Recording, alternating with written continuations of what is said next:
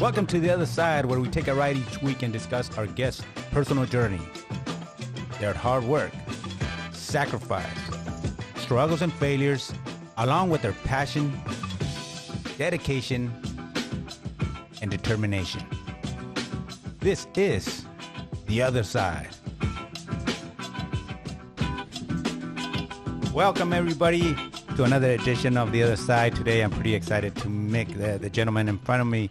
How are you doing, Chris? I'm doing great, Carlos. I'm super stoked today.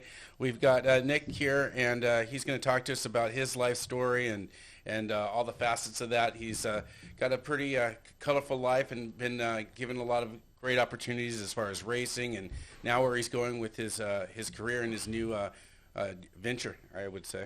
Hey, Nick. How are you, my friend? I'm fantastic. Thanks for having me here today. How do you say your last name? Esayian. Esayian. Yeah, I was wondering Good about Irish that, name. Right? Wow. I mean, Jesus, where do we start, man? You're an author. You racing. You're in the racing game. You're doing helmets. But I mean, what a life. Where do we start? Well, you know, I grew up a young Armenian child in Wisconsin. Wow. Well, and actually that's true. So my grandparents came here 1915.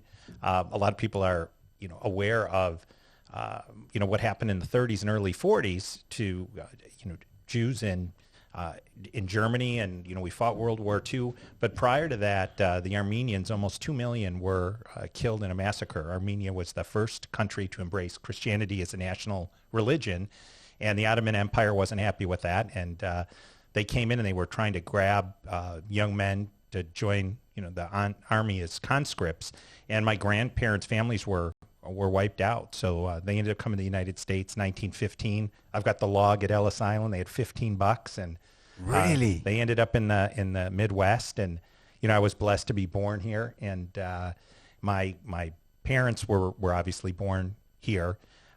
My father got locked in a closet his first day of first grade. It said, "Teach this garlic eater English," and they sent him home. So things have certainly changed over time, and we see some of that, what's going on in the United States today. But I look at it as a grand experiment, and I have been the benefactor of being born here, which was not anything I earned, but was a privilege. So, right. Did you get to meet your grandparents? I did. Did you ever talk to them about their journey? Because that must have been some incredible journey. My mother's parents died at a young age, 44 and 46, so I never met them. But my father's parents I met, but I was really too young to comprehend that.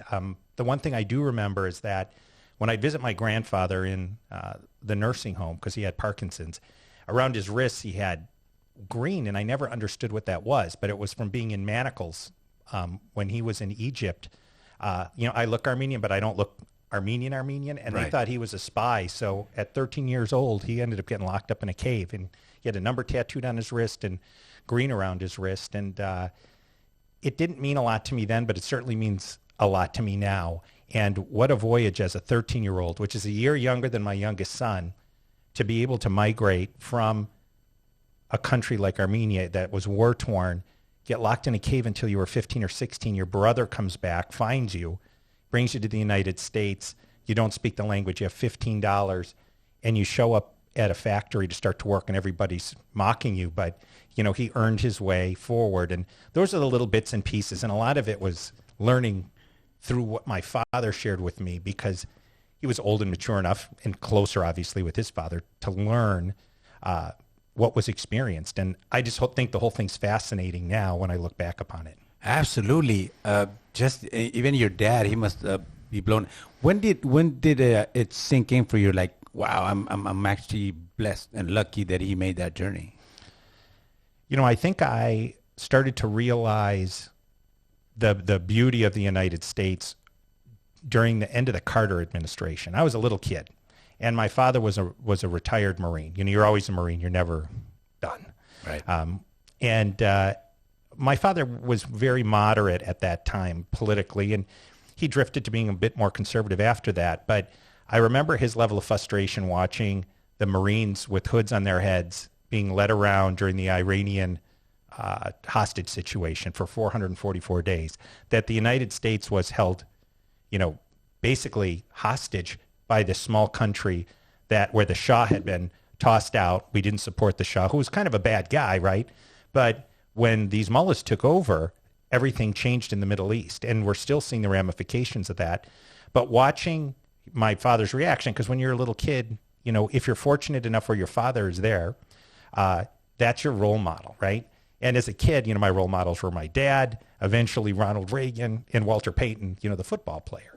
But to watch him really just kind of almost suffer and seethe watching that, it started to get me to understand just what the United States was, that this symbolic gesture of these poor people being led around and being held hostage just showed that the United States is that place that people aspire to come to. And we see that. Nobody's racing out of here to get away. People are racing to come in because it's such a wonderful place. And a lot of times we don't appreciate it because if you get something and you're gifted with it, it doesn't have value always, right? Right. But you ask somebody that's sitting on the border right now that wants to come to this country, they're not coming here because they want to do anything wrong. They're coming here because they care about their family, they want a better future, and they appreciate it because they see something that they don't have.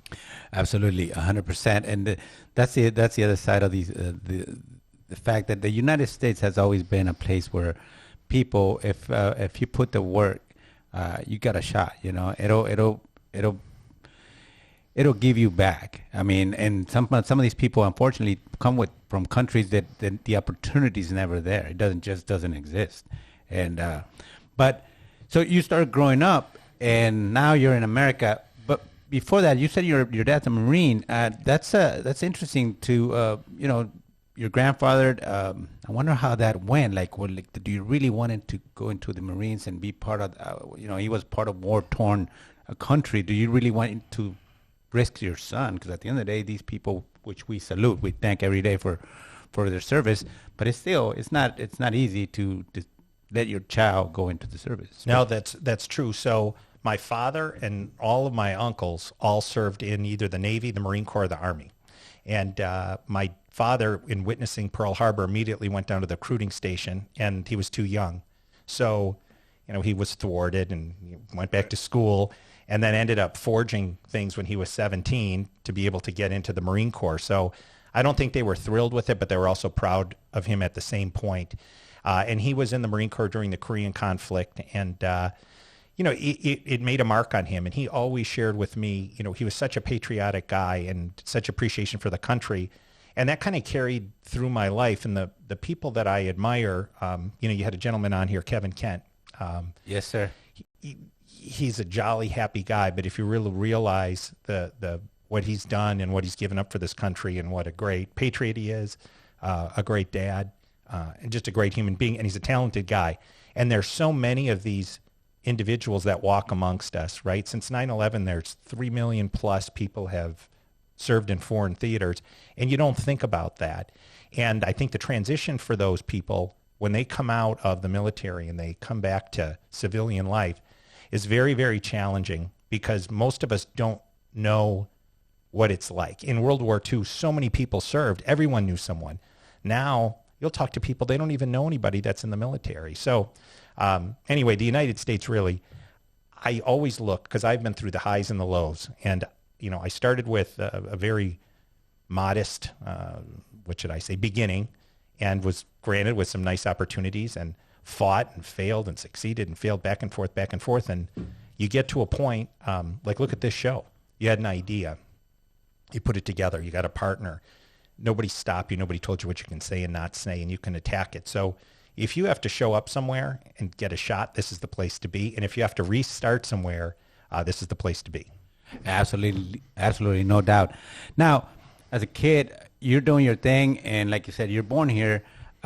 So early on, like what influenced you? How come? Because you've done so many things in your life, but what caught your attention and you started gravitating towards? Sure. So, yeah, I'm Armenian, and there's the Armenian church it's unique. It's almost like the Jewish faith, right? Because there's the cultural part, and there's the food, of course, and then there's the religion. And so I went to Armenian church, but my parents didn't want me to go to public school because at the time there was a lot of conflict. You know, I'm from the Midwest, right between Milwaukee and Chicago. There was racial conflict, and they didn't have an issue with me going to the public school for any other reason that I was a year younger than everyone. They started me early. And even when I started high school, I wasn't even 5 feet tall. I mean, I was perpetually the smallest person until, I got into high school. So anyway, I didn't fit in with the Armenian kids because they all went to public school. So I'd show up at church and, I was off on the side. But then when I went to the schools that I went to some Lutheran schools, I was the Armenian kid, always off on the side. And I got picked on. I was, called every name in the book, communist, the N-word, the S-word, Nick the dick, Nick the prick, blah, blah, blah. Wow. And I mean, I finally got to a point where it started to irritate me, right? So then I would fight back, or I'd say something. And then I was perpetually almost in conflict. And my parents were busy. And although they came to my aid and tried to protect me, I still had to protect myself. And it was interesting because I never really felt like I had a home at either place. And I don't know, because you don't have any context at that age, right? You don't know how you're supposed to feel. And you're an only child, right? So That's you correct. didn't have anybody to come home and older brother or to, hey man, help me out, or even a younger brother to just kind of at least chime and get some type of No. yeah. So, I'd come home from school and I go in my room and I had a little record player and I put my Kiss, Dressed to Kill or Kiss Alive 1 on, and I'd sit there and Elvis and the Monkees, and I watch the record go around, and I turn on my little Sony TV, black and white TV. But no brothers and sisters. My dad met my mom when he got back from the war. They met at a church function. She had 3 younger brothers, so he's playing football, University of Wisconsin, Milwaukee. He's a fullback. At the time, they had a football team there. Her parents die within a couple months of each other, natural causes. So he marries her, takes care of the 3 brothers. They save the state money, Social Security money. They all go into the military, and then they decided to have me late. So no brothers and sisters for me. I was kind of the bonus. But, I appreciate having gone to the schools I went to. There were pluses and minuses, but... Do you think that because you were their only child, there's certain, protection instead of, being in the public? Absolutely. And as I grew up, my father ended up becoming a medical examiner. He was a coroner, and then he got it converted to a medical examiner with the help of Dan Quayle's wife, actually, because he didn't feel it should be an elected position. It should be an appointed position, not political, right? Because the coroner's the only one that can really hold the coroner or the sheriff accountable. So anyway, I mean, I was playing football in college and high school before my parents would let me mow the lawn because they were worried about me getting hurt mowing the lawn. And I started causing trouble, because I was in that space, right? I didn't belong anywhere. So I get to high school, and I'm like, oh, there's parties going on here. And then I started to realize, well, there's girls. So at 13... Plus, I mean, we hit that stage as a teenager. There's always a little bit of a rebel in all of us. It depends on that. But if you got all these things going in your world, you're gonna start lashing out. That's it. So it was a little bit of drinking. I never got heavily involved in on the drug side of things, but I certainly drank. And then I played football, and during the football season, I was real serious. What position? I was a quarterback. Oh wow! And you're the guy. I was tiny. Probably getting though, attention right? and stuff. Yeah, exactly. So when I'm a freshman and sophomore, I mean, I'd stand there as a 240-pound guy, and I was a 100-pound kid doing the Oklahoma drill, and the guy would be like, "I'm not hitting him," and I would just get my ass beat, right? But I was quick, not necessarily fast at the time. But the guys respected me for, getting after it. And I never quit, and I just kept going and going and going. So now when I was in high school, you start to earn people's respect. And it was almost like when my grandfather came to the United States, right? You're getting picked on a little bit, but people, especially here in the United States, they're accepting of you. And football was a big, pivotal point for me. Because all of a sudden I showed up and I was a junior and I was this side and I'm like, okay, motherfucker, you're going to run the sweep, and I could run over people. And it was big. And I see it in my son. What happened that summer? Like, did you start eating and working out? Or? No, I mean, I don't know what it was. Like, I couldn't gain weight. I mean, I certainly don't have that problem now, right? Don't we all? I could eat celery and I weigh 500 pounds, but I just grew. It really wasn't, I don't even know what the issue was, but I showed up and all of a sudden I started to realize like, this is a sport that I can play. But when I look back, that probably was one of the earliest things. I mean, hey, great parents. They were married 61 years when my father passed away. Oh. I had a great family that supported me, aunts and uncles and cousins. And, it was a very small but very tight family. And I do think that the Armenian church and Christianity was something that, when you're on your worst day and you're by yourself, knowing that somebody is looking over you, and people say to me, you're a pragmatist. How can you believe in this hocus pocus religion? And I always tell people, I'm like, there's an explosion 93 million miles away, and this ball is spinning around it at 58,000 miles an hour, and it's rotating at 1,000 miles an hour, and you think all the shit is random? Do the math on that, right? Absolutely. Now, God's not sitting on a cloud up there with a harp. For all I know, we're on the tip of a piece of broccoli and we're an atomic particle. I don't know that answer, but I do believe that there's a supreme being. So when you start adding all that stuff together, you don't realize it's shaping you, but it is shaping you along the way. Absolutely. And, so my high school years, I played football, I played baseball. I still was trying to fit in and figure out, like most high schoolers are. And fortunately back then, because of some of the bad behavior, we drove too fast, we womanized too much, we probably drank too much beer, but there was no social media. There were no camera phones. So we were saved from some of the stuff that kids get. There was no record. There was no record of it. It was just a story, right? Right. So after high school, because, you got it, what's the first world you got into as far as, you got racing, you got writing, you got all these things going. What was in your next step? So when I got out of high school, my grades were shit. I graduated, but I didn't graduate with honors. When I got out of junior high, I was a salutatorian. When I came out of high school, I just barely squeezed out. So I ended up going to a state school, the University of Wisconsin-Whitewater, played some football there. And when I got there, again, now you've got this bigger clamshell, right? And now you've started to cause some trouble. So, I played some football. I joined a fraternity there. I could write a book on the bad behavior, just my bad behavior at that fraternity. I got in car chases with the police, crashed through a house, escaped, didn't get a ticket. Unbelievable things. We would take copper wire from construction sites and turn it in. Not necessarily all things that I'm proud of, but it was crazy. Like my college years were, and I was there 5 years for my undergrad. I got out with a bachelor's in marketing, a BBA in marketing. And I look back at those years and I should have gone to jail 1,000 times. Wow. Now, the football, did you have a scholarship, or how come, or just went to that school because that's the only one that pretty much would take you? That was pretty much the only one that would take me. The University of Wisconsin was, interested in sniffing around. I ended up with some shoulder problems. I went there, but I was at Whitewater for 5 years. And when I got out, it was 1990, and it was a recession. And my grades were okay. I was a 3.0, 3.5 in the business school. But my focus was on drinking and carousing, right? It was womanizing, hanging out with my buddies. I started to autocross at the time, which is where you race around the cones in a parking lot. Were you practicing when that time you went through that house?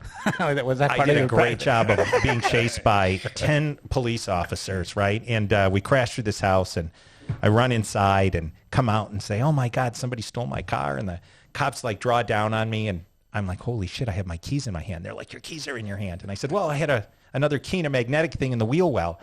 So they believe the story, and then they take me down to the station, ask questions, arrest a bunch of other people, or not arrest, but detain. We go through this whole thing, and I end up getting out of the thing because they couldn't prove anything. I call my dad, who wanted to murder me. I was just about to turn 21. Wow. They had a birthday party planned for me. Canceled. My mom didn't talk to me for 2 months. My dad's like, don't talk to anyone because the cops are going to be after you. He goes, we're going to come up there. We're going to fix the house. You're going to pay for getting the car fixed. Nobody was hurt, but keep your mouth shut. So he shows up with a wheelbarrow, all the materials to fix the thing, and I'm not at where I'm supposed to be to meet him. So he goes to the house that I had run into, which is my friend's house. And we're sleeping on the porch because, of course, we went out the night before. He's like, get up, motherfuckers. He's got us in a big, long line with rocks, stirring concrete in our clothes from the night before. And, but the police in that little town, it was almost like kind of the Dukes of Hazzard, right? Where the police were always after us because we were troublemakers. But fast forward maybe 3 months later, and I was leaving a drinking establishment, and a guy from another school had said, "Hey, you're stealing my jacket." And it was my jacket. It wasn't his. He's a giant guy, like 6'6", 250. And, I'm like 5'11", 6 foot. I've got a lift ticket. I know it's my jacket. And he's like, "Oh, okay, man, it's your jacket." And I turn around and he cold clocks me. And we get in a fight, but he's a big guy. He throws me through the window of the hardware store. I punch him. I knock his canine tooth out. It's stuck in my hand. I'm like, wow, I'm losing this battle. So we walk down to the police station. I got a big lump on the side of my face. And here the same cop walks out. He's like, "Mr. Esayian, seems like we've been involved in an altercation." I'm like, "Yeah, some guy from out of town." He goes, "Out of town, let's go fucking get him." So in the car, we go down there, one shot with the baton, and off we went. So, and I went back many years later and, met with him and had a conversation in a Coke, and we talked about the police chase. But I didn't know what the statute of limitations were, so I only shared so much. Right, pretty smart. So how do you get into the racing thing? So, when I got done playing football, I played for 2.5 years there, and I loved it, but I was getting beat up, right? And I got out, I graduated, I got a job at Xerox, and right as I started, I had seen a flyer that said SCCA, which is a Sports Car Club of America, had it's called a Gymkhana event, or autocross, where they set up a short course, and the speeds are between, 20 and 80 miles an hour, and you drive around these cones for time, and they compare you against people with similar skill level in cars. And I went to one of these, and I did extremely well. But how does that work? Did they provide a car, or did you just take? You just bring your own car, right? So I had invented some crazy shorts in college, and because I was working at Merry-Go-Round. Don't laugh. I did work at fucking Merry-Go-Round, right? I didn't have parachute pants, but I did work at Merry-Go-Round. And they thought it was cool that some kid that worked there had an invention, so they shipped me to New York. I sold these shorts to a company called Skids that made those baggy plaid pants with the tie strap that nobody wants to admit they wore. And we sold like 10, 12,000. It wasn't a big success, but I made some money, and I bought a 5-liter Mustang. So when I got out, I went to one of these autocross events, and I'm like, wow, I'm good at this, because we used to drive in the snow. So you have great car control skills when you're driving in snow, ice, or whatever else. So I did pretty well there, and I met a guy by the name of Peter Cunningham, who now is probably the winningest sports car racer in U.S. history. World Challenge, Rolex, IMSA, Continental Challenge, Corvette Challenge. And he was my instructor, and we got to be pretty good friends. Wow. And I kind of just started working my way up the food chain, and someone finally said, "Hey, I bought an Eagle Talon." And do you remember those cars? They were like an all-wheel drive, turbocharged, kind of, I don't want to call it a rice rocket, but these were these little 2-liter, super fast, all-wheel drive cars. Well, the factory for those was in Illinois. And they said, "Hey, all these employees are coming to this race. We don't have the newest version of the car. You have it. We want to use it as a pace car." So I'm like, as long as I get to ride in the pace car. So I go around the track. And at my time, my girlfriend, who became my wife and now ex-wife, who's one of my better friends, we're in the pace car, and I'm like, I got to do this. So I found someone there that said they'd rent me a race car. It was a lady who had a couple of cars, and it was relatively inexpensive to get started, which I thought. So I went and I got a novice permit from the Sports Car Club of America. You pay a couple $100. You go to one of these schools, and you rent a race car, used her car. So I ran my first 4 or 5 races, and I won them all. And I thought, cool. I'm going to win the Indy 500, right? And I'm driving a shitbox Mazda Protege. I buy the thing from her. The thing burns to the ground before the last race of the season. Oh. So we got to go to Michigan for this last race, and I wanted to win the championship because I'm still thinking I got to get a sponsor for next year. I can't afford to keep doing this because it does get expensive. You have travel and towing and tires and fuel and all this, and this is at an amateur basic level. So the company that puts this thing together they get it ready the last day. I mean, it's the night of where we have to leave. Trailer, can't find it. Someone stole it. So now we take all of the shit, the tools, the tires, we jam them in this race car. And they're like, we got one other problem. We don't have enough fuses, these big fuses, which are specific to this car. So you can have one that will keep the engine cool, or the other one will work the headlights. So you have to make a decision.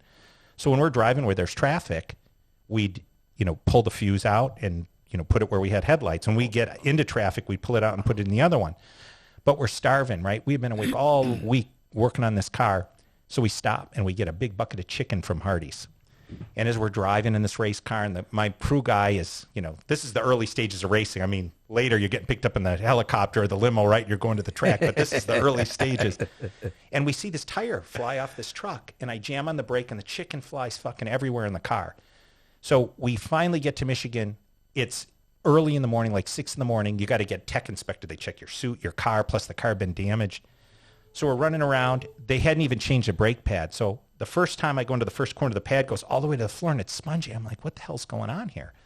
2 more laps. My crew guy's there. He's like, dude, you're asking a lot. Like, it's the first practice.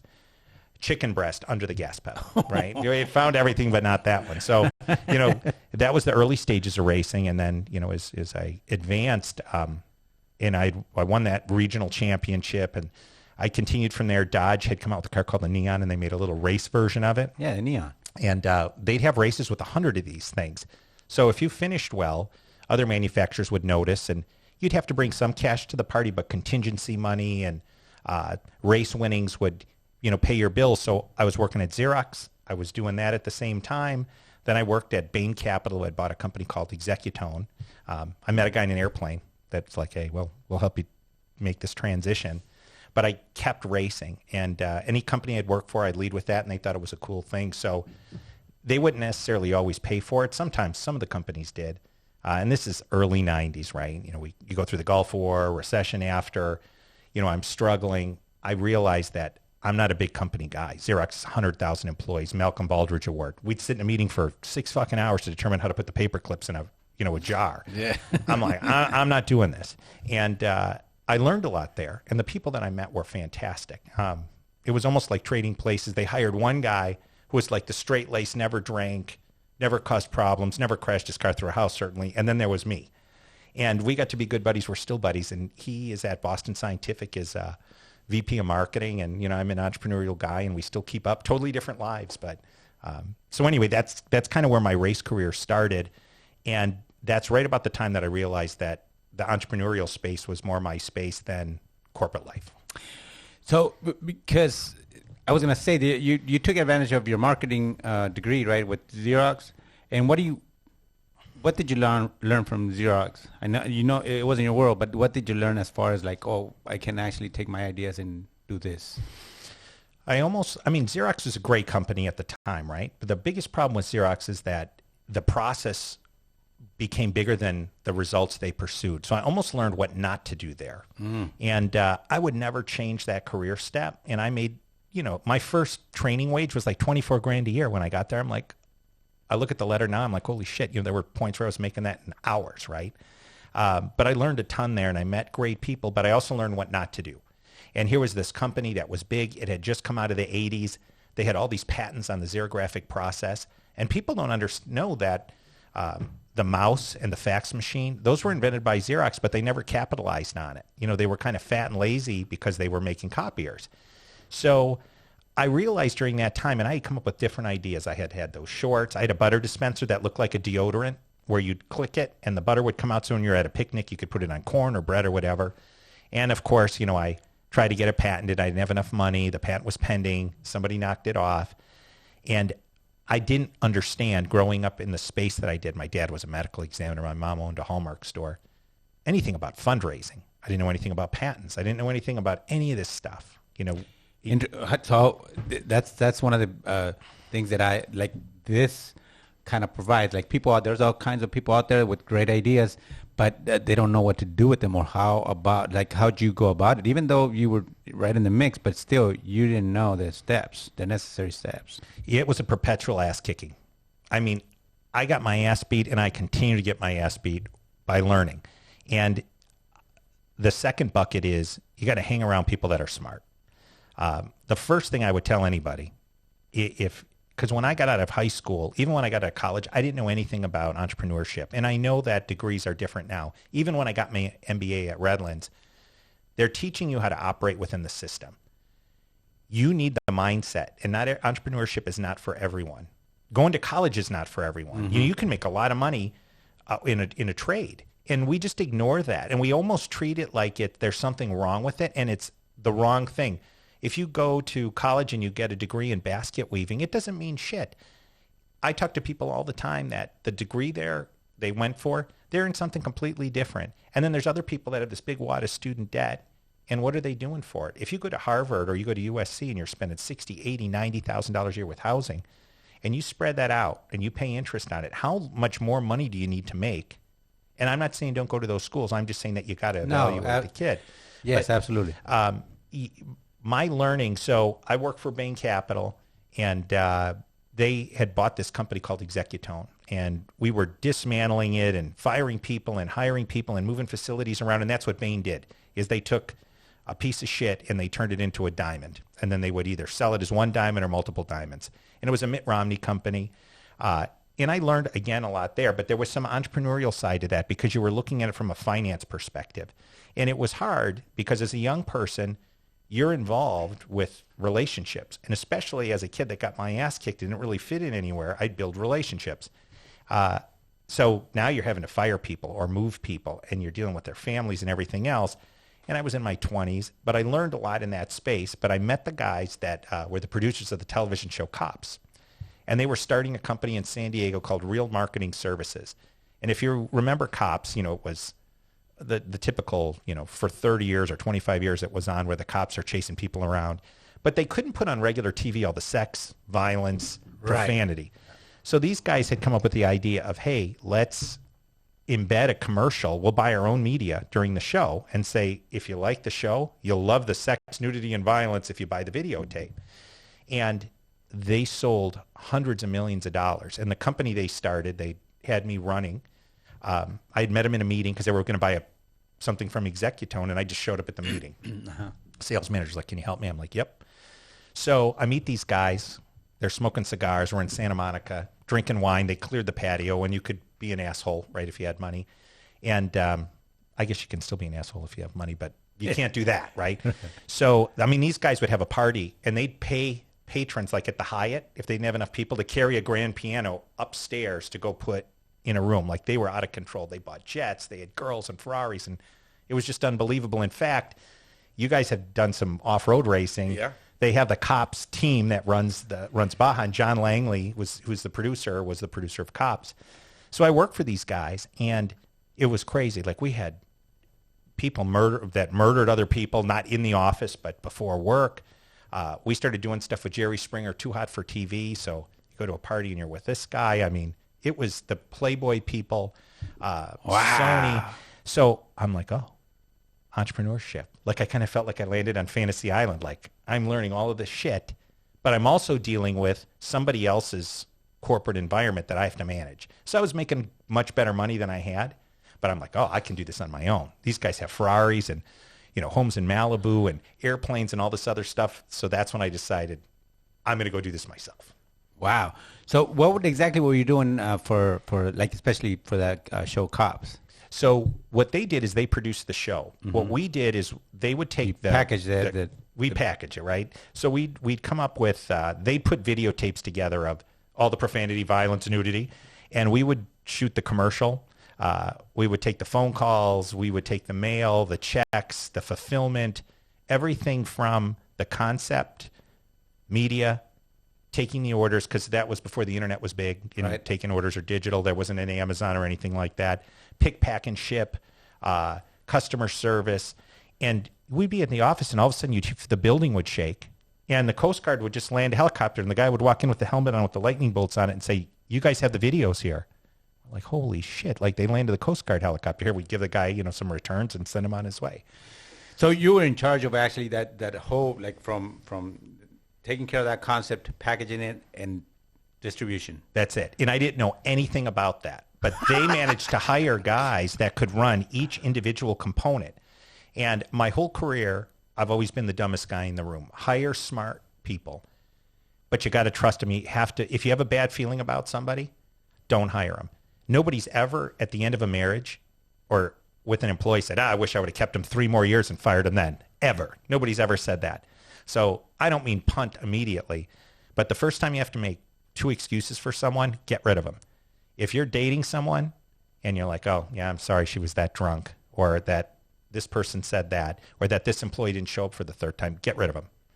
You know what? It's not that the person's a bad person, but they don't work in your space, and you're going to continue to invest more time. And anger is temporary, resentment is long-term. And when you start to build resentment or they start to build resentment, you are not going to fix that. So I learned that there because it was crazy. But I didn't know anything about these individual things, but I quickly learned. And it wasn't rocket science, right? You know, it's a media model, whether it's digital, whether it's TV, whether it's radio or anything else. But these guys had made hundreds of millions of dollars. And I thought, I can go out and do this on my own. And I ended up doing it, but man, the beginning of that transition was challenging. So what was that transition? What'd you get into? Like, because they already had that, let's say, that market. So what'd you start doing? So I just got married at the time. Remember that, right? I'm going through, I just bought my first house because now I was making a little bit more money. My former wife at the time was not thrilled about having moved to San Diego, and her family's pressuring her a little bit about not being back in Wisconsin. So home life was good, but it was a challenge at times because I felt like, what can I do to make that better? You know, I'm a fixer. And then at the same point, I'm sitting at home in this office, and you know, we had a little golden retriever at the time, and I'm like, I'm going to go out to these companies that were selling stuff on TV, Miracle Blade knives, the Ultimate Chopper, BioSlim, the dietary supplement. And I went to all of these companies and said, hey, you guys have big databases of 3, 4, 5 million people that have bought stuff. You have their credit card numbers and everything else. And at the time, there wasn't all the network security that there is now. I'm like, let me use the list and sell more of what you have. If you sold them the widget, we'll sell them the widget junior, the warranty for the widget, a new widget every 6 months, a service agreement for the widget, a credit card for the widget that you get points on. And I started making some real money. And then 9/11 happened. And we were using direct mail. And the Teleservices Act changed things. But, you know, 9/11 was a big deal for me in that I feel that there are good guys, there are bad guys, and there's a whole bunch of sheep in the middle. And to sit there and watch that day, for me, was one of the most impactful things. Like, I love my mom and dad, and when they passed away, I had sadness, but I didn't have grief. But on 9/11, I had grief. And it made a mark on me, but it also made a mark on my business at the time. And I was outsourcing everything, and everything came to a halt. So now I'd incurred some more expense. I was struggling. I had somebody in my house that, you know, we were married and we were working on it, but wasn't necessarily harmonious. And the racetrack was an escape for me. And I would go, I could focus, and you're so focused when you're in one of those cars for a variety of reasons that you can't think about other things. So some people resort to alcohol or drugs or whatever. I would bury myself in that. And I really struggled for the first probably maybe 2 years. And we had a year and a half of where it worked, 2 years of struggling. And then I met a guy at one of my clients. His name was Ari Wasserman, totally different guy than me. And I'll tell you a little bit more about that because Harvard did a case study. We were so different. So he was an Israeli guy, Jewish guy, actually, not Israeli. He had Harvard law, brilliant, 3 or 4 kids. His hobby was Jewish law books. Then you have me. I was getting to the point where I was starting to think about getting divorced. I'm racing cars. You know, I was a gun guy. I was a completely different guy. And we got along, and we still get along. But we started, and we kind of trundled along like, what are we going to do? And then we realized, hey, these guys are still selling stuff on TV. They're selling Miracle Blade knives. They're selling these other things. And you could see the debt clouds starting in like 2006, 2007. So we came up with the idea for a book called Debt Cures. And, you know, fortunate for me, at the time, infomercial, 1 in 10 or 20 infomercials would work. So you'd spend $200,000-300,000, and most of the time it wouldn't work, maybe even more than that. Big companies like Guthrie, Renker, and Thane were dominant in that space. But this Debt Cures show got traction. And show or a book? It was a show, but it was a infomercial selling a book. So we hired a guy by the name of Kevin Trudeau, who's now in jail for a whole variety of things, unrelated to me, by the way. Yeah, but I've seen that guy. Yeah, and he's kind of a consumer advocate. And, you know, I have to say for us, we already knew he was in some trouble, but it was unrelated to him, what he'd be doing for us. We were going to control what he said, right? It's an infomercial, so you can edit the thing down. It's not like live to tape. So we hired him. We paid him $150,000 for the day. And I'd saved up whatever money I had to do this. And my partner also, you know, so did you the were same. you were gambling. We were gambling. So, and we had never shot an infomercial before. So we rented a studio. We hired a producer. a guy by the name of Paul Greenberg, who's a wonderful guy. He had worked for the Regis and Kathleen Lee show early on as a cherub, right? Like an production assistant, worked his way up. And, the cost of acquisition on these customers really determines, can you run this thing or not? Does it cost you $10, $20, $50, $1 million to get one customer? Because if it's too high, you just don't continue. So we had to rent a studio. We had to deal with the unions for craft services and hanging pictures and don't touch that picture. Where was this? Union. This is up in LA. Yeah. Studio. And I'm like, holy shit. Like, now, let me take me back to that mindset, because there's so many people that go through life and they, for whatever reason, but that gamble is not an easy gamble, to say, here we go and let's try this. I mean, obviously failure builds character, but what do you think that, like, your mindset and you, to go about it that way and say, let's I believe in this and let's try this, let's do this? My parents were always supportive when I wanted to take risks at a younger age, the shorts, the butter dispenser, whatever. My former wife, again, I want to talk a little bit about her because she's been very supportive now as I'm building, right? But at the time, she never would look at me and say, you can't do it. That's too big of a risk. She'd always be like, you can do it, get after it. And through our marriage, through our divorce, through our post-marriage, she's always been the person to be supportive. Even now, if I see her or we talk on the phone, utmost confidence. And so having that huge, all right? Was huge. Now, my greatest strength is identifying an opportunity and taking a chance, and my greatest weakness is identifying an opportunity and taking a chance. So sometimes, you're the guy that's got the big stack of chips, and you're like, oh, shit, it's been red 50 times on the roulette wheel. Let's put it on black. And then you're there in the Troy Aikman victory position, and you hit green. You're like, fuck, right? So taking those chances was something that was kind of ingrained in me. My father encouraged it. My mom encouraged it. My former wife encouraged it. And, hey, you know what? If you're the New England Patriots, you got to win 10 or 12 games to go to the playoffs. If you are a NASCAR or an F1 driver, you can win 3 races and win the championship. So my second job / life of racing also showed that, hey, you only accomplish a percentage of what you try to achieve. So go and give it a shot. And, hey, in baseball, you hit 3 out of 10 and you go to the Hall of Fame. That's exactly it. That's exactly it. So when we ran this show, you're sitting there, you bought all this media, and a friend of mine owned a company called Havas Edge now. I don't remember what it was called at the time, but they bought maybe 30, 40 grand of media. So you're sitting here watching the number of calls come in, and you look at the media that you think you bought. It doesn't all clear. And then you're looking at the number of orders, and you're looking at that cost of acquisition, and the cost of acquisition for us break even would have been maybe $35. It was like 16. So I'm running around doing the airplane. My partner, at the time he lived in the States, I don't know the holiday, but Jewish people can't work on, I think it's Saturday. He said, but if I happen to walk past the fax machine and I can see what the number is, I can look, because otherwise I couldn't call him to tell him. So I fax him $16. And, he calls me at like 12:01 a.m. He's like, woohoo, we're ready to go. But you're like the dog that chases the car. It's like, what do you do now? We hadn't printed books. We didn't have fulfillment set up. Because why spend all that money when 1 in 10 or 1 in 20 works? Wow. So now we're like, holy shit, we have to do off this. To the races, right? That's it. We didn't even have the whole book written.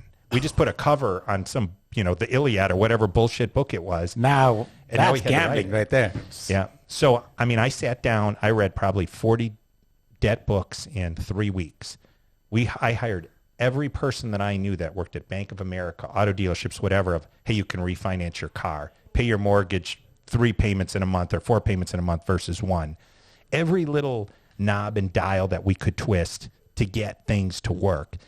And we wrote this great book, and then we had to put upsells together. You had to set up fulfillment. Now you had to pay more money to manufacture this stuff, and you have to deficit fund the media, because the media company's like, when we run the media, it's gone, right? Yeah. So you got to prepay all this stuff. And, we cobbled together things. I wasn't pulling fillings out of my mouth, because fortunately I don't have very many, but it was pretty close. Like, the dog was not gaining weight during that time. Could you approach some of your friends at the bank industry and say, look, man, we already got this little thing going here. It's almost guaranteed. Let me borrow some money. Now I could, but at the time, I didn't know how to raise funds. I didn't know how to do any of that stuff, right? It was probably 2007. and setting all of this stuff up. And fortunately, Ari, who was my partner, and I complimented one another. And there was a guy that had worked for me from when I started my own thing, Joel Chamberlain, who's a very good friend of mine.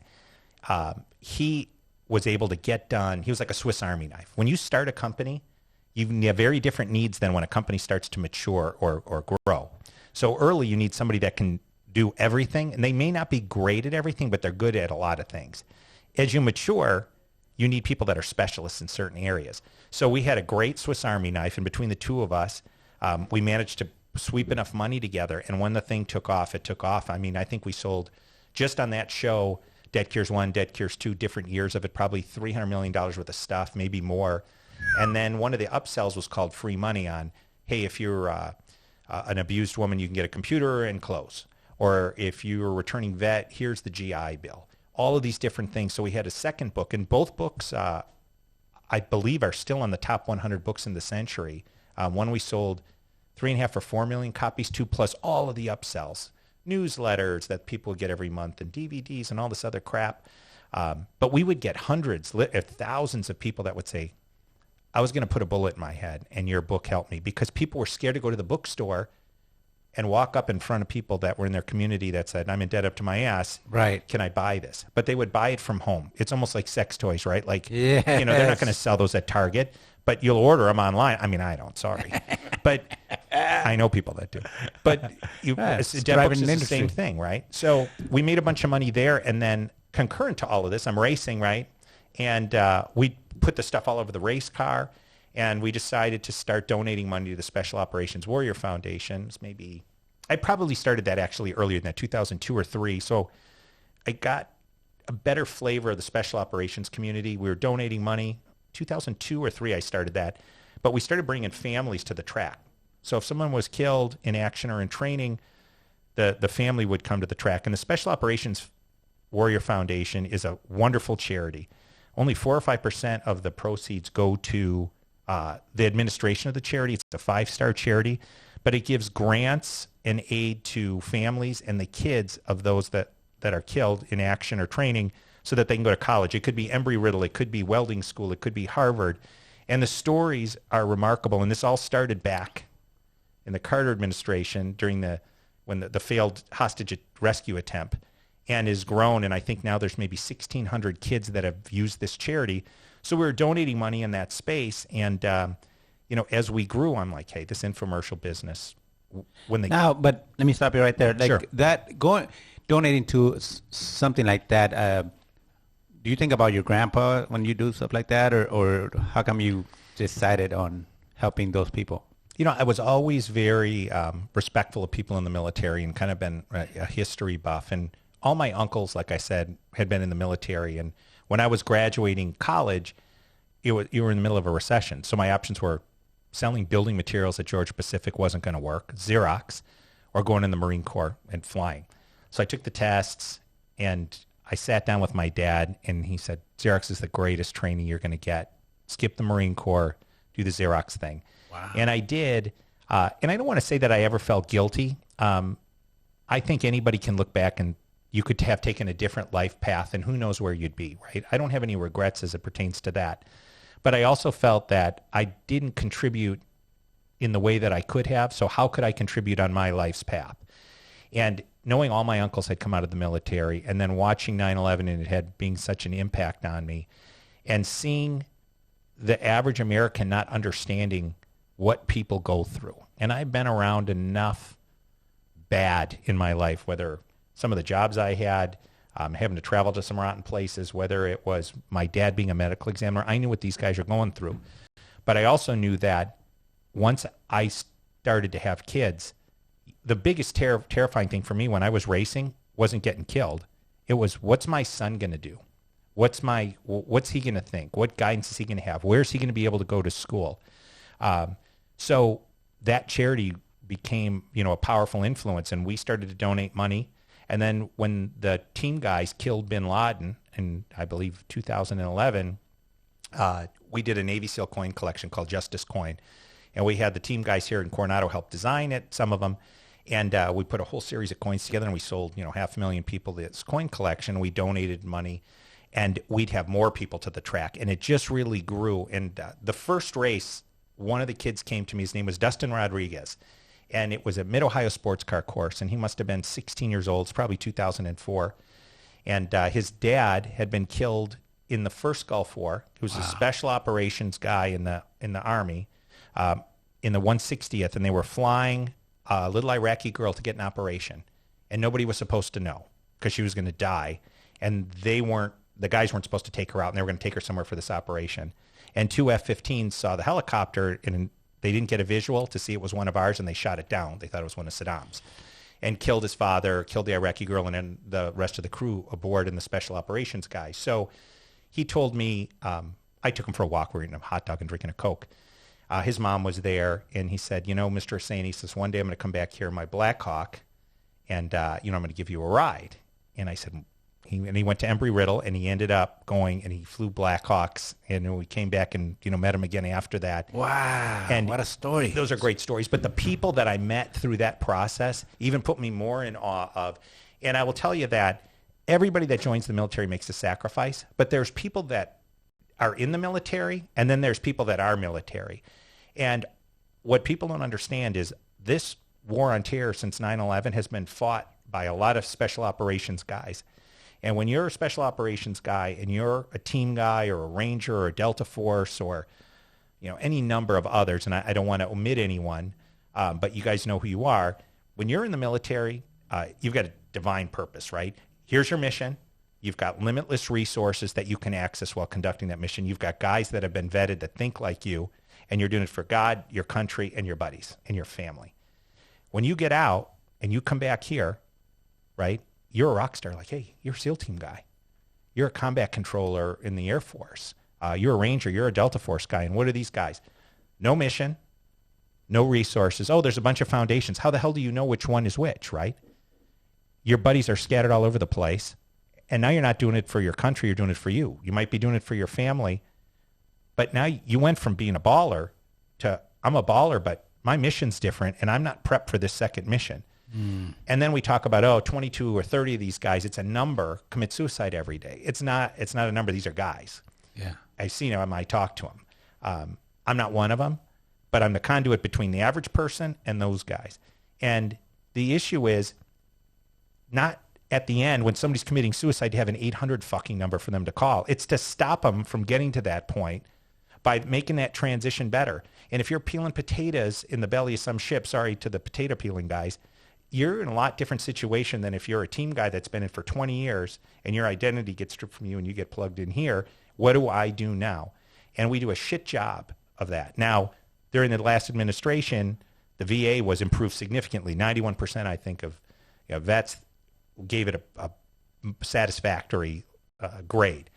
But we're not doing our best for these guys. And the least I could do was my small contribution. Now, one day when I run for office, I'm going to fix the shit. But I got to make some money again before I get to go do that. You got to make a couple more infomercials and sell another 60 million.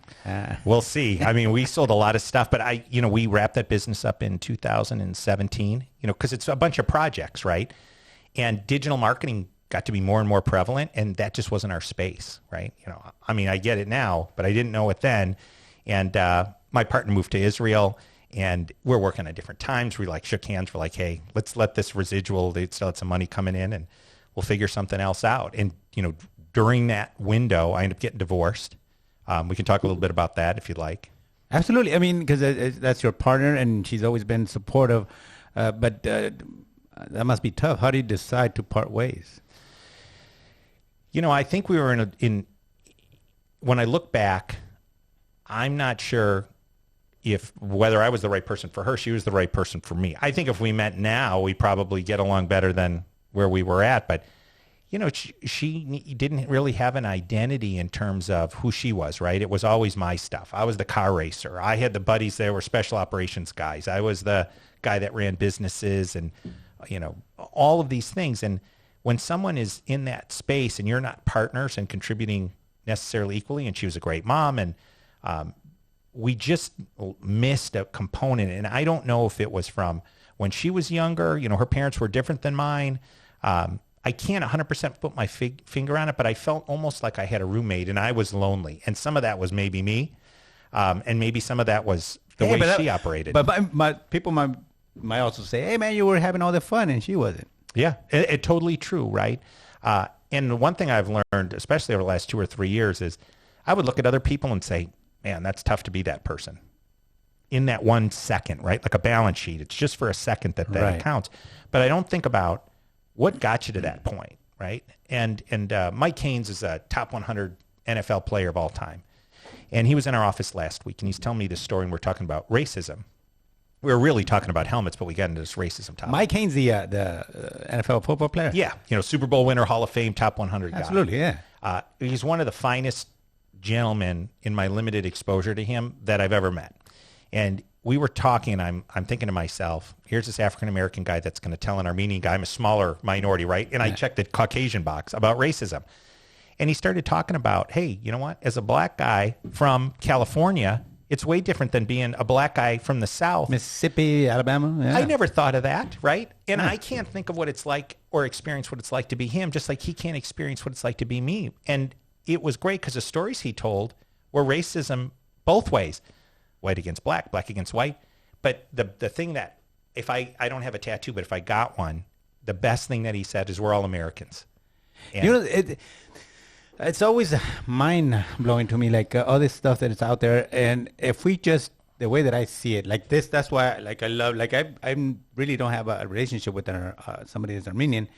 But I say, if we take a little bit of time to know each other, that would go such a long way, because it would be more harder for people to just check that little box and say, oh, this guy is this or that or whatever, because it's part of that. But, and so it's, to me, it's not rocket science. Let's just take time to get to know each other.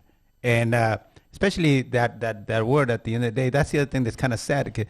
American, if we understood that, like, together, sky's the limit, you know? But all this crazy division and all this, it's wasted energy, right? And the thing is I blame the media to a point, right? When people had, during this whole COVID situation, regardless of your opinion of how impactful it really was, right? There's some people that think it was the flu. There's some people that thinks that it's the bubonic plague. But did you watch more CNN? Did you watch more Fox News? Did you watch more CNBC? You absolutely did. Guess who was making money on those ads?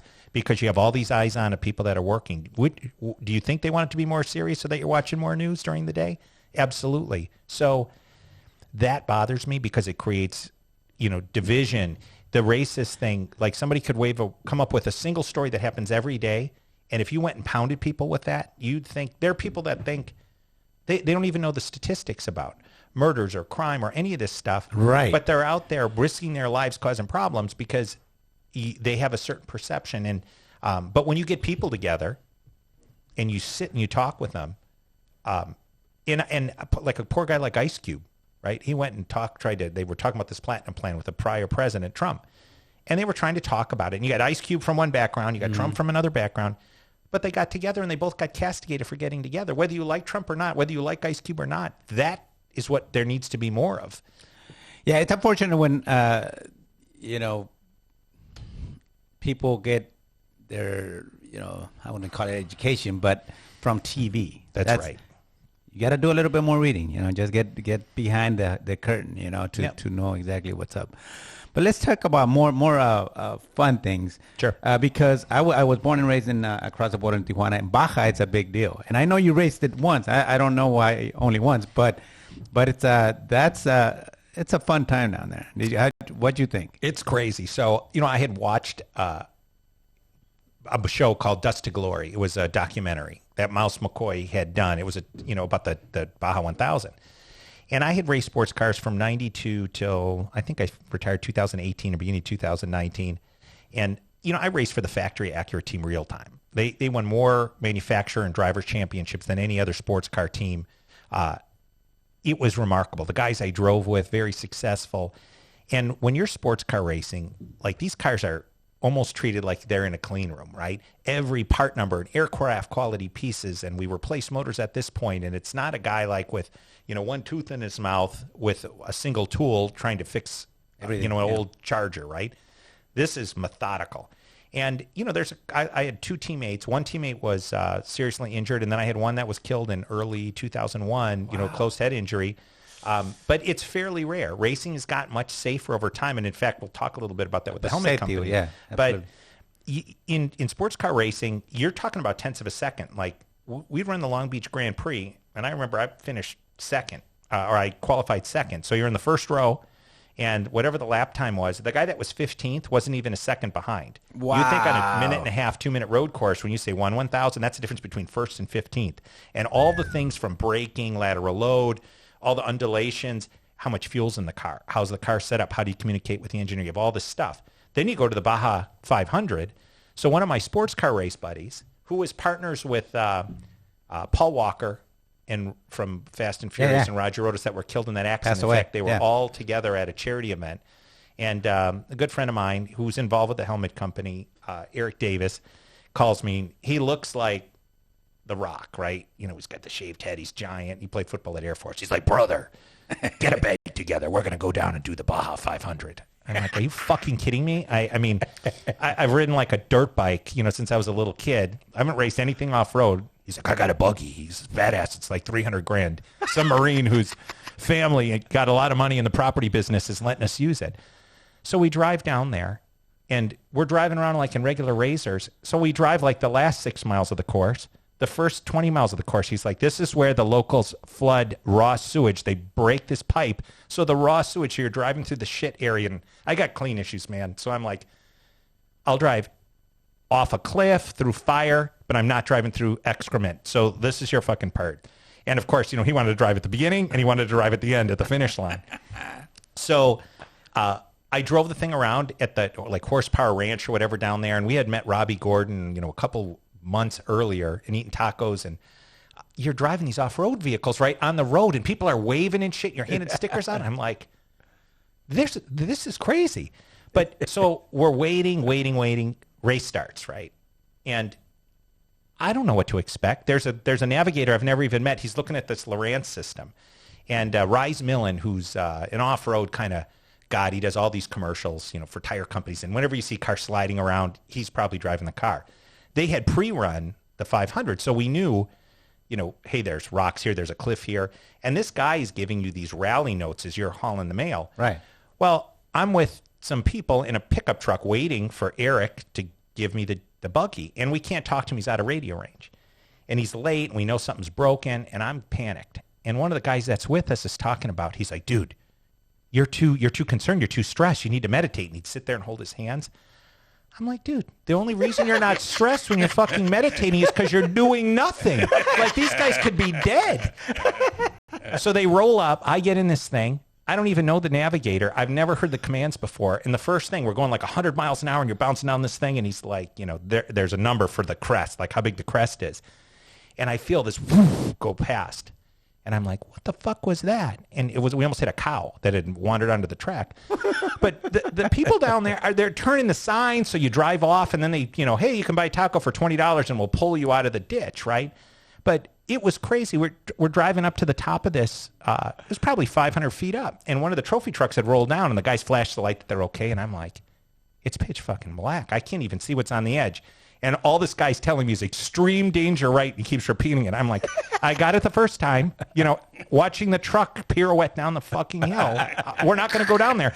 But there's a bug up at the top that's stuck with two guys from down there. And I don't know what class it is. But it's this little shit wagon bug with like regular Firestone 721 tires. So we're getting up there, and the guy tells me on the radio, he goes, I'm going to get out if you're going to try to go around, because if you roll off, I can come down and help you. I'm like, are you fucking kidding me? I didn't even sign up for this until yesterday. So, of course, the two guys with the bug are like, you need to pull us up. Go in front of us, and we'll hook it up, and we'll pull it up. I'm like, what the hell is going on here? Like, this is not sports car racing. I'm like, listen, I'll make you guys a deal. We'll pull you up, because now there's a huge number of people waiting on the bottom, right, because you need momentum to get up. But you need to wait 5 minutes to block our competitors, because everyone's caught up because of this catastrophe.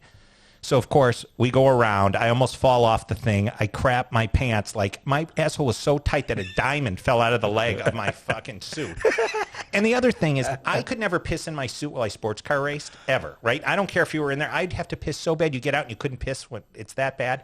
In this thing, you've got a catheter. I mean, I'm just fucking pissing. It's all over the inside of the car. It's all over me. It's all over the other guy.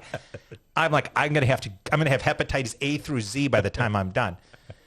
We go about another mile, and we get a flat. So we get out, we're fixing the thing. And have these guys waited 5 minutes? No, in a fucking bug. They're already blowing by, right? And they wave, and they don't stop to help us. But it was the craziest race. I mean, when you sports car race, there's 2 or 3 ways to get killed, right? You fly and you hit something, you pancake, hits the driver's side, fire is bad, or you get blown back into the track and somebody hits you. Those are the usual ways. In the Baja or any of those, there's about 50 billion ways that you can get killed.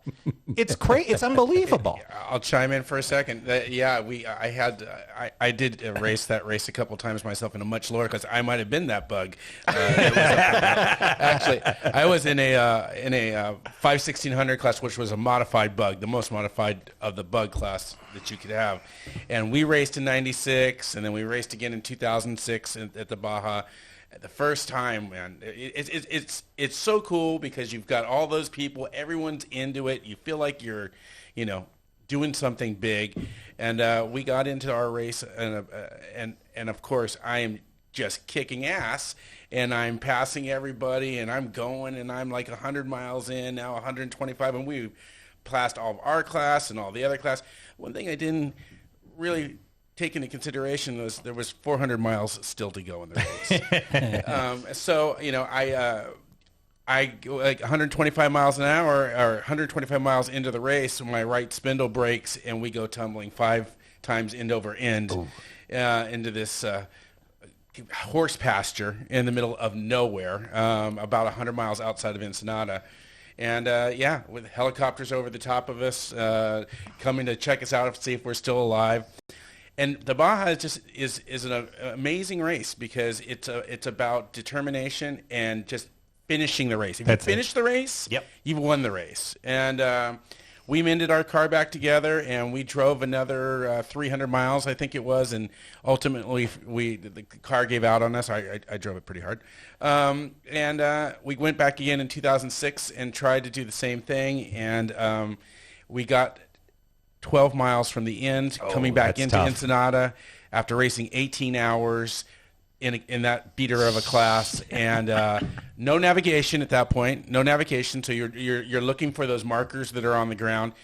Those have all become trophies for all the locals. Those are all their souvenirs. So those are gone. So we got on our line and we just went, and we went until we came to a locked fence, and the fog rolled in to where we couldn't see in front of our face, and that was it.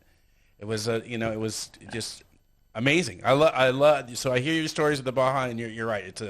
It's an amazing, crazy thing, and I hope at some point I get a chance to do that again. That's my tangent. Everybody should go and watch it, but watching it's probably as dangerous as being in it. And we ended up winning our class, but we were barely getting past where the checkpoints were open at the end because we had some issues. But it was really a sense of accomplishment. And then being awake that long, and then trying to get back across the border and being tired and dehydrated and everything else. But I wouldn't give that up for any amount of money. It meant just as much as any of the race wins and sports car racing or any of the other stuff. But having all those experiences, right? One thing that it's done is certainly made me more patient over time, because I have patient issues. I used to tell my mom's little kid, patience is for those that have to wait. I was being an asshole, of course. But you have to be patient. Like, we're talking about driving the car too hard early, and you tear the shit out of it. And you can do that in relationships. You can do it in business. You can do it with wealth. And in some cases, I haven't been the best curator of those things. But now, after retirement, I realize a little bit better, that pace is important, not just how fast you're getting there, but the pace over the long haul. Absolutely. Enjoy the journey. Speaking of race car and football and stuff like that, I know you got the helmet. How did that come about as far as the safety and developing a safer option for people out there? So it really came out of the race space. So after I got divorced, I was investing in other companies. The direct response company, we had somebody else running, and then finally it kind of went on its own. We just let it land.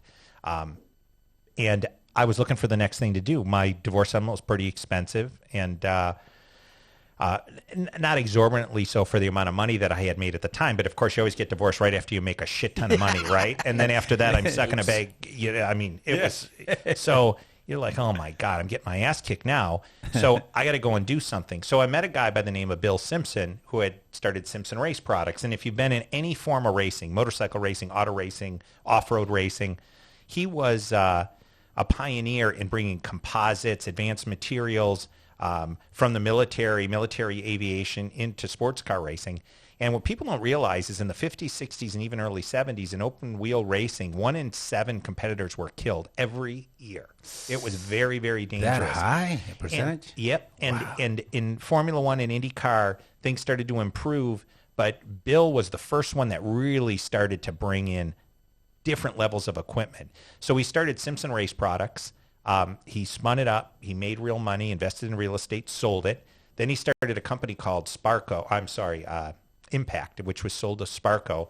And he and a guy by the name of Chip Ganassi, that's big in the race world, IndyCar, sports car, NASCAR, started the early stages of this company, which we own now, called Light, but they started, it was called SG Helmets for Simpson and Ganassi. And what they wanted to do is, Bill was at a Colts game and saw a guy get a concussion and said, these helmets are shit. We can do better than this.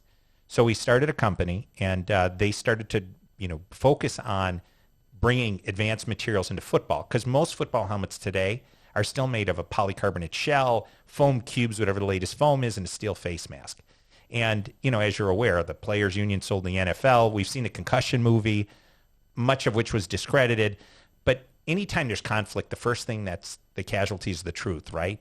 But we know there's an issue there. Even when you don't get hit in the head and have a concussion, where you have one of these big blows, the subconcussive hits cause issue. And it can even be a motocross guy getting bounced around where your head's sloshing around in your head. So what Bill did is he said, hey, the energy equations is the mass times the velocity. If we can cut the mass in half, we can reduce kinetic energy in the impacts, especially secondary impacts or head to ground.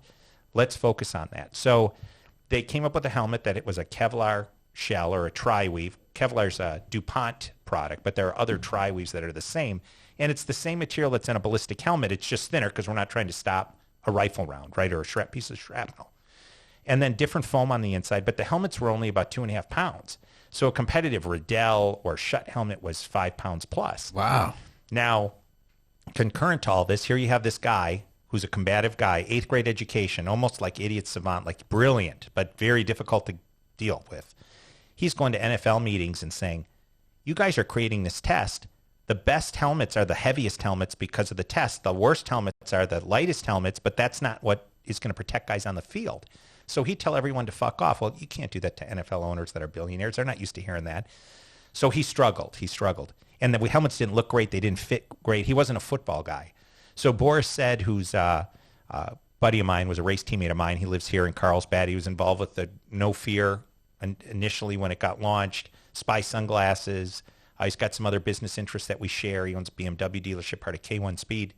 He was encouraging Bill and I to work together on it, but Bill was really tough to work with.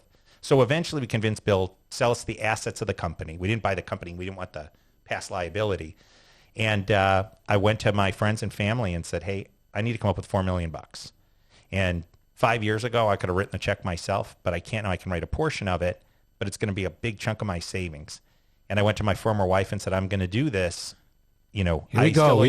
Gambling again. Are you willing to, ride in the sleigh with me, even though we're in different households? And she's like, absolutely. And wow, that was, but Jimmy Edmonds, a baseball player, the former CEO of TD Securities put money in. The CEO of Havas, who bought all my infomercial media, he put money in. The EDI family that does the trucking logistics, 2 guys from SEAL Team 5 that were retired. One owns a knife company. Another guy does global security and some other things. We had this great group of people mainly from San Diego, but from other places as well. And we put in just around $4 million, and we redesigned the initial helmet so it looked better, fit better, tested better, But mainly, it had to pass the mirror test, right? When kids look in the mirror, they don't want an ugly helmet on. And these helmets, like as you can see, but that helmet weighs a little over 2.5 pounds, and it's all different materials than what anyone else does. So the traditional tests have rewarded us, like Virginia Tech's an independent lab. They judge all football helmets, and our helmet got a 5-star, which is as high as you can get. We decided to build a flag football helmet during COVID because that's growing, right? More people are playing flag football. There's 8 million kids in the U.S. that play flag football, 22 million that play soccer. Most concussed sport in America, you guys want to guess? Football. I'm going to say soccer. Soccer, yeah. Really? Yeah. So, I only know that because my good friends' daughters have all had multiple concussions playing soccer. And what and people don't realize soccer's growing. It's growing, right? 250 million kids globally. So we thought, hey, the liner for this helmet, we can adapt it in a thinner configuration, no hard shell, into a flag football and soccer helmet. We did. We sent to Virginia Tech. Not only was it 5-star, but it got the #1 spot, but it got a perfect score in both soccer and flag football, the best headgear they've ever tested. So now we're like, holy shit, we've got these great helmets, 3 great football helmets. We have orders, we have insurance, we have patents, we have distribution dealers. We're ready to go. We got through our first year. Early 2020, we fly out, we meet with the owner of a large bank, privately held bank, that also owns part of an NFL team. We shake hands, take a picture next to the Vince Lombardi trophy. We come back, we're like, yes, we're going to get to launch this thing. COVID. The market tanks the next day. We sent subscription agreements. Wow. They're like, hey, we got a lot of problems. We can't put money in. And of course, our sales guys couldn't go out. Nobody was buying. Nobody was approving new stuff. Nobody knew if sports were going to start again and when. So we're like, holy shit, we're fucked. So we decided we're going to go in austerity mode. We'll take whatever money we have left and we're going to stretch it out. We had a couple people put money in. I put more money in. And again, I went back to my ex-wife and said, hey, I still owe you X. I paid you a big chunk, but I still owe you this. Do you want me to continue? And she said, hey, I don't want to see it die, and I know how much work you've put into it. There's not a lot of other opportunity to go out right now and either buy a business or look for something, so get after it. So I'm like, okay, you're along for the ride again. And our other investors and my partner, Justin Burt, who came out of the real estate space, brilliant guy, smarter guy than I am. I come up with crazy mad scientist ideas, he executes. And then we brought a guy in by the name of Brian McDonald who played football at Air Force. Happened to go be in the Air Force Academy with the guy that got me to do the Baja 500. Nice. And, we got the thing to survive. But when we got to the end of 2020, beginning of 2021, we're like, oh, guess what? There were only 4 other hard shell football manufacturers, and they all got their ass kicked. So there's really only 1.5 left, Riddell and a company called Zenith. There's a company called Schutt as well. They were around 100 years. They filed Chapter 7. These companies are struggling, but they never diversified. We diversified. So we're going to say, flag and soccer. There's other sport, lacrosse, and, all of those. At the end of the day, I mean, parents want their kids to go out there and play, but, be safe about it. And this is huge. Yeah. And football, I'll tell you a story about my younger son, but football changed to me. I mean, I'm a football guy, so I'm partial. I've seen what hockey did for my older son. All these sports are good for kids, and all these kids are suffering not being able to play these sports now. But at the same point, when things return to normal, you want the kids to be able to play, but they need an affordable, usable device to be safe. We can't stop all concussions. You're never going to stop all concussions in these collisions, right, in any sport.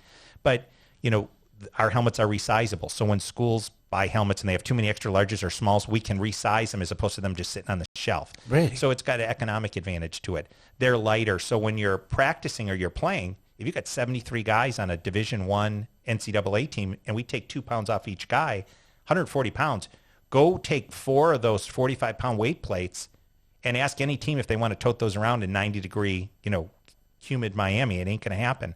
So we have a hockey helmet designed. Our soft shell helmet can also be pivoted for skate and snow with a little bit of a modification. We have a construction helmet that we've drafted that you look at guys, right? They're driving around an expensive pickup truck. They got a $200 snap-on hammer, and they're wearing some shitty $15 construction helmet. This has got a Picatinny rail system from the military where you can put your lights, camera, ear protection. It covers your neck in the back with a cloth as opposed to using a T-shirt. So we have all these things queued up, diversification. We're out trying to raise money in a challenging time to get us to that next level. We've got a future Hall of Fame quarterback that's just signed a deal with us. I can't share yet until the ink's on the paper, but it's a household name that we'll know. It's not Tom Brady. But it's queued up, but you're competing with tech companies and cryptocurrency and everything else. And when you're only trying to raise $3 million, big banks and institutions, it's too small for them. It costs them just as much to evaluate a $30 million deal as a $3 million deal, right? But our valuation can't support saying, hey, the company's worth 20 million, give us 10. And company's worth 8 to 12, give us 3 for this percentage. So we're working through that, but you're looking for a wealthy individual that cares about kids, that cares about sports. But we've got helmets on heads at Clemson, Maryland, the Naval Academy, Boston College, San Diego State, USC, and not in big numbers, but I think we've sold 1,600 helmets have gone out the door. Cathedral Catholic's got them. The Vista High School in San Diego has all 22 starters in these. We've got entire schools in Alaska wearing these things. So the flag football, though, that's where the money is. And that's what we're really focused on now. And hopefully we get cash in the door and can continue this. My son was going to play Pop Warner. His mom didn't want him to play. And he, like I at that age, was struggling with, where do I fit in? It's hard as a parent, right, to watch this. And I don't know if you guys have kids, but you see this in your kids and you see this in other kids. And I was gone somewhere, and it wasn't out of effort. I was coaching the team, but not my own son. And he showed up for the first game, and he was a few ounces overweight. And now Pop Warner doesn't have a weight. It's age. But at the time, they were like, sorry, you can't play. You're 3 ounces over. So he's crying, right? He's upset. Teammates are like, get your shit on. We're going to run around the field. You can lose the weight before the game. The other team's like, why are they running? He's a little over the weight. We'll go run with him. Both groups ran. He gets on the scale. He's in. Mom cries. He plays the season. Confidence is big. And here he's going to start on Saturday at Cathedral on the freshman team as a center, in his third year of tackle football. It was a big moment for him. And as a parent, to see your kid interested and passionate about something is key. And there's so many kids that love football that get structure from there, and that small goals equal the bigger goal, right? You pick up 3 yards, you do your job, the running play picks up 4 yards. You do 3 of those, you get a first down. You score, you win the game, you go to the playoffs. That's why the Super Bowl, to me, I'm not necessarily a big fan of the NFL, and we can talk about that. I don't think they're managing their concussion protocol and the cash that they're spending properly. But when those guys are playing, it's not just a game. Everybody that's ever put on a helmet has contributed to those guys playing that game. And I think that's why it means more to me. And that's the same with hockey and the Stanley Cup or anything else. I'm just a football guy, so I'm biased. Right. No, man, really, really interesting stuff. And I'm all for kids' safety. And we'll get back to normal pretty soon. And I think people are going to start playing. And then it's good that you have it like in high schools, because that's your best, kids spreading the word and say like, hey, man, it's a good fit and it's protecting me and I feel good. That's word of mouth, man. It's going to go crazy. I think it's going to help you a lot. It does. Half of our sales, remarkably, are not yet team sales. It's mom or dad sees little Johnny or little Sarah come home with a helmet out of the shipping container, right, from the Pop Warner of the high school, and they're like, this is a piece of shit, right? It might be 8-10 years old. They have to be recertified every 2 years, but it's technology. The same helmet that I wore in the 80s and early 90s. They just walk in, and they're like, we want one of these things. And, they're all approved and ready for play. So it's exciting. I love meeting the kids, and you see them grow up, and you can see the difference in them. And the other thing, too, is people sometimes lose confidence, right? You see kids doing rotten stuff. We meet so many great kids, and we meet so many parents that are awesome. They care enough about their kids where, hey, it only costs $300-400 to play Pop Warner here, right? If you're in Flowery Branch, Georgia, it might only cost you $100. These parents are willing to go and take, whether they're a plumber, a doctor, it doesn't matter. They'll come in and write a check for $400, $500, $600, and we usually try to cut them a deal because they care about their kid. And they want their kid to be able to participate. And that makes you feel good as a parent. It also makes you feel good as a business person. And I think that we're here to make money like anybody else, but there's an admirable quality to getting kids involved with other kids, working together. And there's not a single person that's played football at any level that's ever gave a shit about if somebody is gay, straight, black, white, Hispanic in a huddle when it's third down and 6 yards to go. All you care about is doing your job and making that happen. And to me, that's what the United States is all about. So the attack on that game, to me, is an attack on how we operate. So to me, it all coalesces together. And when I'm done with this, then I'm going to run for office, and then we'll get some shit done. Well, on that note, we got to finish up. It's been a great ride, man. Thank you so much. And I don't doubt anything you said, because I mean, throughout your life, I call it gambling, but I know it's more than that. But I admire people like you that are, basically that's kind of what we're all about nowadays. Life is short. Go for it. You never know where it's gonna take you. You don't get ahead without trying, right? Taking chances, and Nick, you're a perfect example of taking those chances and coming out on top. And we wish you all the luck in your new venture with the helmets. And yeah, check on our website. We'll be posting some stuff as that gets going. And again, just thank you for your time and coming down. Now, thanks for having me. I encourage everyone to read the Rich Dad, Poor Dad book. I think that's probably the most influential book that I've ever read. Someone gave it to me. And the other thing is, don't quit, right? I mean, I've gone from the highest to highs to the lowest of lows. Right now, it's like rebuilding again. But you're done when you're done. When you quit, it's over. But be prepared, read, work on yourself, and don't quit, And that's the one thing I've learned in every sport, from all the military guys that I know, from my parents, a guy like Walter Payton. All of these people observe, think, move forward, and you'll be successful. Difficult times are temporary, right? And you need to continue to take one step forward, set your goals, and then break it down to manageable steps, and that's it. Real quick before we leave, you mentioned that Walter Payton was a big influence. What can you say about him? I was a Packer fan, right? So the Bears were like our arch rivals. But you watch a guy that was roughly my size, 5'11", 205 pounds, and he would never run out of bounds. And he played on a shit team, and he had the NFL rushing record. And I'd always think, he knows he's going to get his ass beat today, right? When he was in the Super Bowl, they didn't even give him the ball to score a touchdown. I'm a Ritter fan, and before you laugh, it's been a rough 36 years. It's coming around. But I've always, like, that game, I was like, man, that's a shame. You just, instead of having the refrigerator, which I get it, and it's fun and all that, but I was like, that guy should have scored a touchdown. He should have, and I got to meet him twice, once at Road America, and then probably 4 years later, I'm at Long Beach. And I know we're wrapping up here, but quick story to end. So I'm standing in the pit lane with Johnny Rutherford, who's an IndyCar guy. And Walter Payton is with the IndyCar team he owned, and he's right in front of us. And I met him for 5 minutes at Road America. And he looks back and he waves. And I look at Johnny Rutherford, and Johnny's like, oh, Walter must be waving to you. And I'm like, he's not waving to me. I mean, I've only met him once. So he turns around and waves again. And my former wife at the time standing behind the next fence because she couldn't get into that area. And she's like, hey, Walter Payton's waving to you. And I'm like, I think he's waving to Johnny. So they push the car out and around the corner, and then, they're going back to the paddock. And I'm still standing next to Johnny, and my former wife is walking along, and Walter Payton looks at her and it's like, is Nick mad at me? He wouldn't wave to me. I couldn't even believe that he remembered that. But the sad thing is, I never talked to him again, and then he passed away. I know, so early. I cried, that day, because I just thought, here's a guy that was, he was imperfect. We all are. But he always gave his best. He always gave 100%. He gave to the community. He got in the race world, and he did good things. But that little interaction, it goes back as don't miss opportunities, whether it's going and talking to somebody, meeting someone, doing something. You may not always go and do it, but at least go and engage it. And, that was a neat thing. So anyway, he's on my list. Absolutely. There's no wonder there's a Walter Payton award because of that guy. That's true. All class.